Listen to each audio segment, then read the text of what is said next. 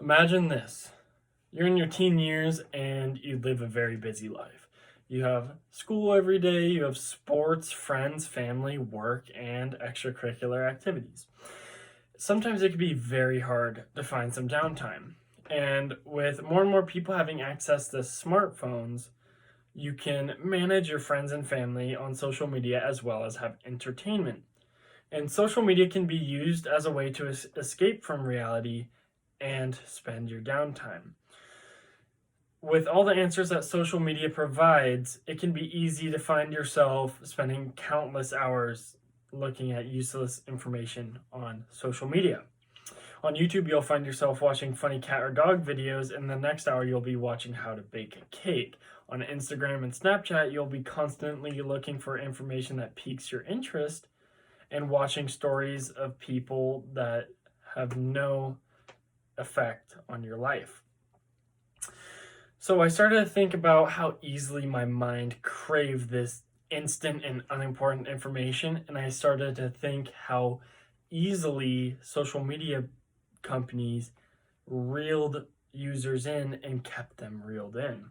I wondered if it was better for me to ditch the convenience and all the benefits of social media to evade the adverse effects that come with it. According to an organization named Digital Marketing, on average, global internet users spend 144 minutes a day on social media. And according to a 2017 article posted by the Collegiate Times, a UCLA study found that this addiction of social media is now more prevalent than the addiction of cigarettes and alcohol. So, this has been a topic I've noticed to change the way people think and feel. So, over the last couple of weeks, I've been conducting research on what effects social media has on your brain. First, I would like to show you the effects of social media on your brain. Next, I will show you how to be aware of the effects that social media has on you. And finally, I will show you how to use social media only to your advantage. So, let's begin by exploring the pros and cons of the impact of social media onto your brain to decide if it's good or bad for you.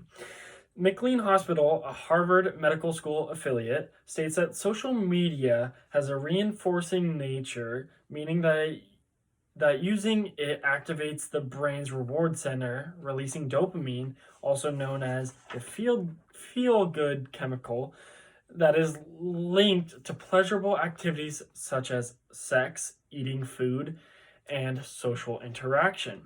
The first reason social media is so addictive is that it triggers the brain's reward center, releasing dopamine. This means that virtual social interactions can release chemicals that make you feel good, just like an in person interaction, and it is natural for humans to be attracted to these rewards, and this means that the dopamine release from these virtual reactions can be something that causes an addiction. Second, social media can change your perception of reality. Interactions that occur on social media do not accurately represent interactions that happen in real life. If a person does not have a sufficient amount of social interactions, they may possibly have a misinterpretation of social interactions and a disconnect from society. Third, social media has been found to be correlated with mental illnesses and disorders such as depression and ADHD. With these three effects of social media, there are three main reasons why people still use social media. First, social media is like gambling. When the outcome is unpredictable, the behavior is more likely to be repeated.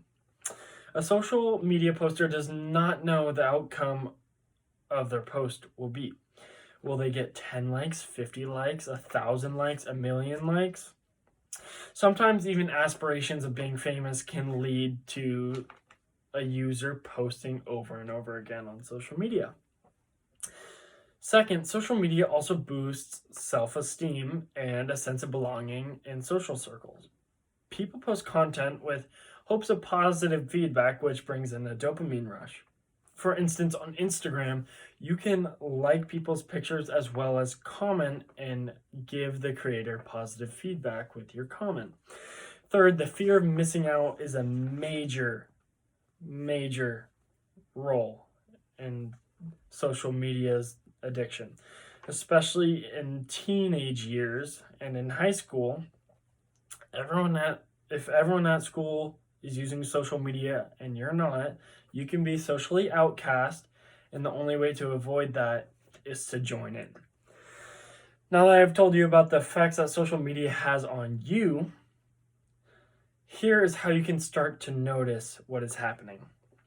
In an article posted by an organization named Lifehack, Amanda Reef shared some of the experiences she had with social media and what she recognized what was happening because of it.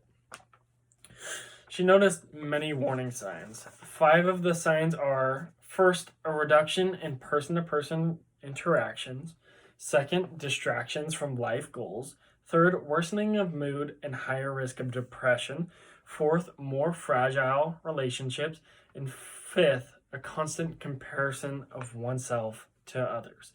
These side effects should not be taken lightly, as they can form into bigger problems which can sometimes even be fatal. Even with all these negative downsides to social media, the corrupt attractions keep us from leaving it.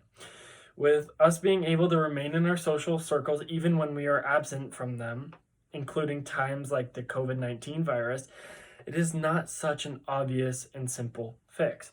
On top of the addiction of social media, these platforms are associated with anxiety, depression, and even some physical ailments. So I asked myself, is there a middle ground where we can limit the negative effects of social media without getting rid of it entirely? Now that you know more on how to spot how social media is affecting you, let me explain some of the strategies you can use to reduce the effects social media has on you.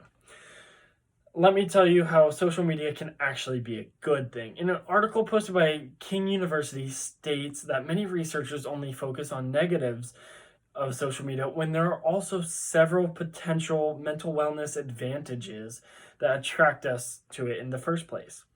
First, social media can lead you to social integration with similar interest groups and maintaining and building new relationships, which can help you improve your social interactions and make new friends.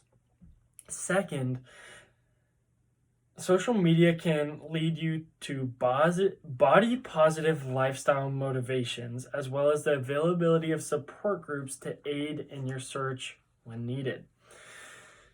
Third, introductions to new modes of thinking can help you stay informed and open-minded, which will help with your perception of your world.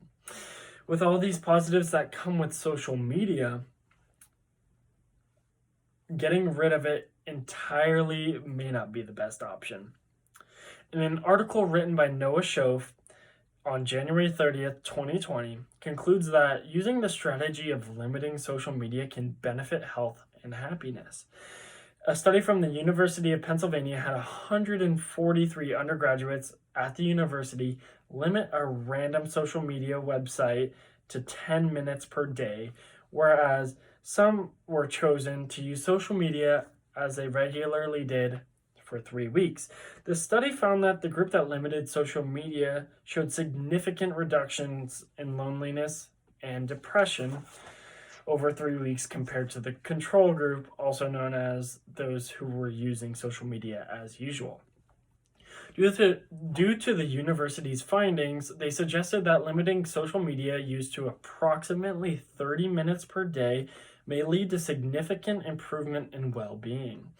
With the proven findings of the University of Pennsylvania, one can reap the benefits of social media to an extent by limiting their own access to it in order to lessen the negative effects that social media causes on people's well-being. So today I have showed you the very basics about the effect that social media has on yourself. Learning the effect that social media has on your body, understanding how you can look out for those effects, and what you can do to create the best and healthiest experience with social media will help you recondition the way that you perceive social media. According to Pew Research Center, 69% of adults and 81% of teens in the United States use social media, and that is only one nation in this world. Hundreds of millions and possibly billions of people are negatively affected by social media. So, with this information I have presented to you, the power is now in your hands. You're now ready to take action and better your own well being. When you finally decide it is time to remove the unnecessary time you waste on social media looking at memes, you can put your goals ahead of you and start achieving a better life for you and those around you. Thank you.